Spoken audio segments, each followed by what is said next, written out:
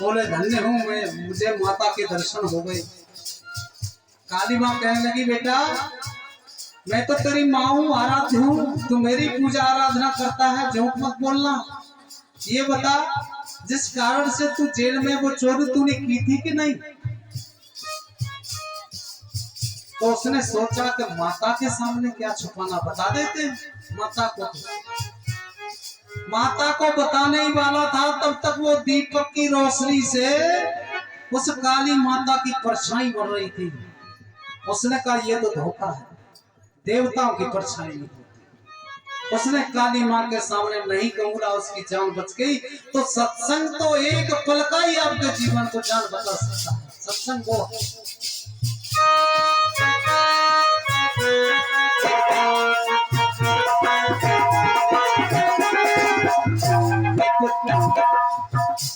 प्रकाश देख अंदर, बाहर का उजाला झूठा।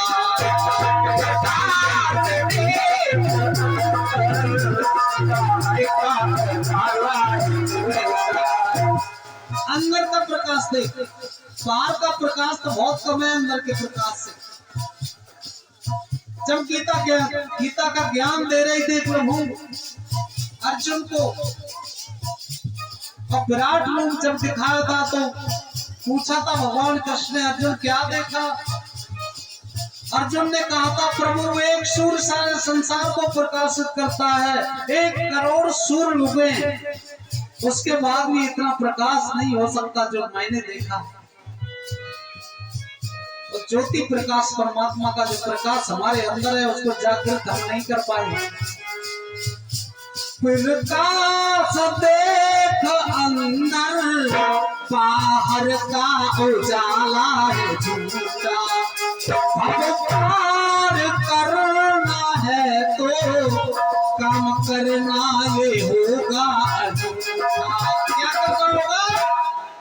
बेबस और कहते हैं ये तेरे बस में नहीं है। बेबस और तरबस में, बेबस और माध्यम सत्संग भी हो सकता है, आराधना भी हो सकती है, पूजा भी हो सकती है, शुभ कर्म भी हो सकते हैं। किसी माध्यम को अपना ले, इस रूप को बस में कर ले। बेबस और तरबस में क्यों बनता है रोगी सब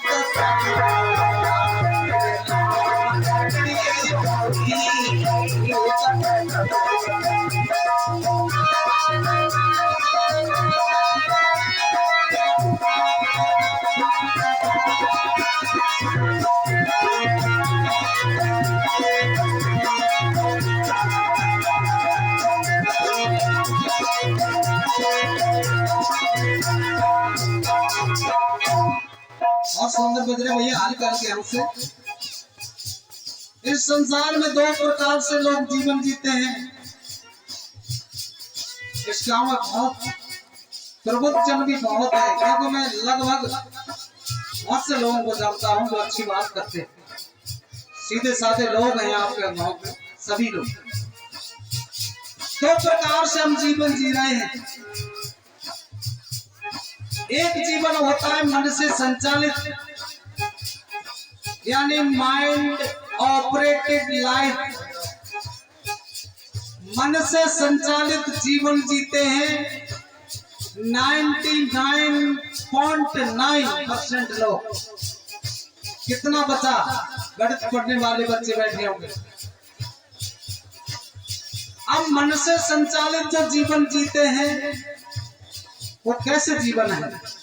अगर दुख है तो हर पल सुख की चिंता है। अगर किसी ने आपकी गली में बेइज्जती कर दी तो सब कुछ भूल कर उससे बदला लेने की चिंता है। हानि हो गई है तो लाभ की चिंता है। अपयश हो गया तो यश की चिंता है। और जीवन जी रहे तो पल पल हर पल मृत्यु की चिंता है। 99.99% लोग मन से संचालित जीवन जीते वो इस तरह से, उसमें हम भी और आप भी। जो परसेंटेज बचा उसमें जो जीवन जीते फिर ले लो लाखों में एक,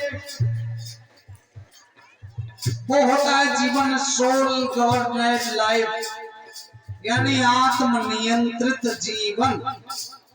आत्मनियंत्रित जीवन जो लोग जीते हैं वो जानते हैं आज हानि हुई है तो कल लाभ होगा, आज अपयश हुआ है तो कल यश होगा, आज दुख है तो कल सुख होगा। और जीवन मिला है तो मौत के लिए डरना का, एक दिन मरना तो है। ना मौत से डरते ना यश अपयश से डरते हैं। वो कर्मों के खेल को समझ के, 3 प्रकार के कर्म होते हैं, संचित, क्रियमाण और प्रारब्ध। प्रारब्ध जुड़े रहते जन्म जन्मांतर, एक जन्म क्या 10 जन्म तक। अगर प्रारब्ध जुड़े ना रहते तो जो गर्भ से बच्चा आता है उसने कौन सा पाप कर दिया। एक तो बहुत गरीब के अंग पैदा होता है जो बेचारा रिक्शा चलाता है, गरीबी में डूबा हुआ, कर्ज में डूबा हुआ, उसके अंदर जन्म लेता है। और एक टॉप मोस्ट मुकेश अंबानी के घर में जन्म लेता है जिसके था पार दौलत है। ये सब प्रारब्ध का खेल है। एक संत अपनी किताब में लिखते हैं कि जप से, तप से, पूजा से, आराधना से, सत्संग से, कथा माध्यम से, जो भी हो धार्मिक, किसी भी माध्यम से एक बार अगर आप परमात्मा के और आत्मा का मिलन कर पाते हैं तो freedom of the soul be for freedom from this body, तो मोक्ष प्राप्ति से वो कतई कम नहीं होता। ये माया में संसार, माया में जीवन, माया के विकारों में हम रह रहे हैं, लेकिन इससे रास्ते बताइए माया से अलग होने की। अब कितना हम कर पाते हैं और कितना माया में जी पाते हैं, ये सिर्फ कोई किसी के साथ कुछ नहीं कर सकता। सिर्फ हम हैं तो हमें ही सोचना पड़ेगा अपने बारे में, और हम ही अपने लिए सोच सकते हैं। घट में घटा के देखो, घटती है ये घटना मेरा। घट में घटा के देखो, घटती है तो घटना मेरा। घट में घटा के देखो, घटती है घटना निराली। हर घट में बसा हुआ है। वेद में एक मंत्र आता है, हिरण्य गर्भ संवर्ताग्रे भूतस्याते पत्रे काशी सदाधार पृथ्वी ध्यान तेमाम कस्मै देवाय हर्षम। हर घट घट में व्यापक है प्रभु। अब घट को जागृत कौन कराएगा? बिना गुरु के जागृत होगा नहीं, गुरु की शरण में जाना होगा। घट में घटा के देखो, घटती है ये घटना मेरा। घट में घटा के देखो, घटती है घटना मेरा। बट त्याग दो कर बट से, बट कहते रास्ते को, उसको त्यागना पड़ेगा, थोड़ा रास्ता बदलना पड़ेगा। हेलो, मैं सभी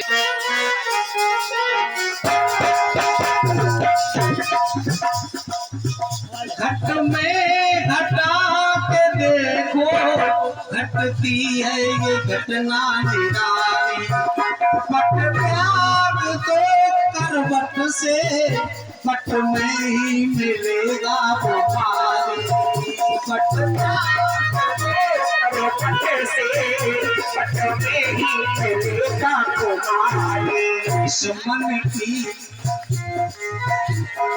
इस मन की माया का क्यों बनता है भोगी।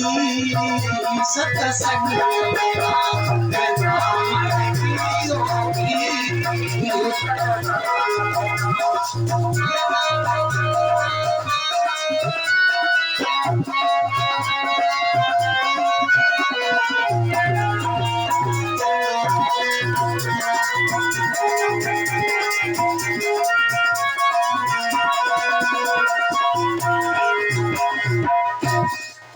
अंतिम भक्ति गीत की कहती है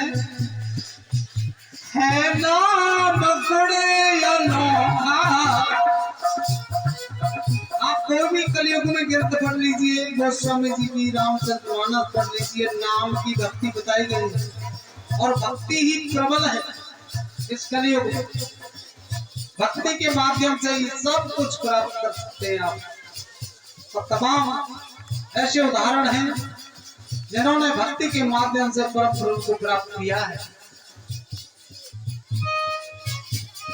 नाम गुणे अनोखा, मानव का ये तनबे का धोखा है।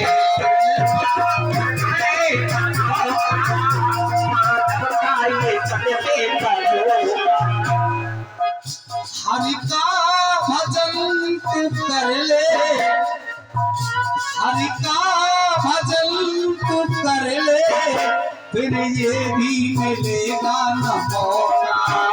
हरि का भजन तू कर ले,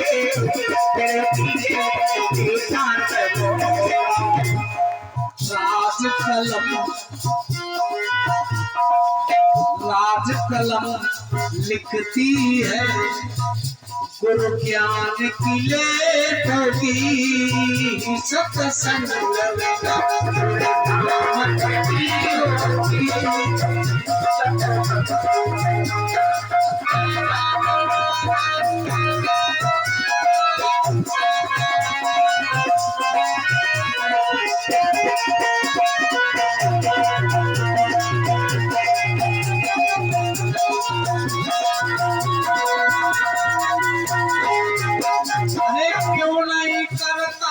प्रभु से प्यार, अपना अगला जन्म क्षमा, तन की दुर्गति होगी, सत्संग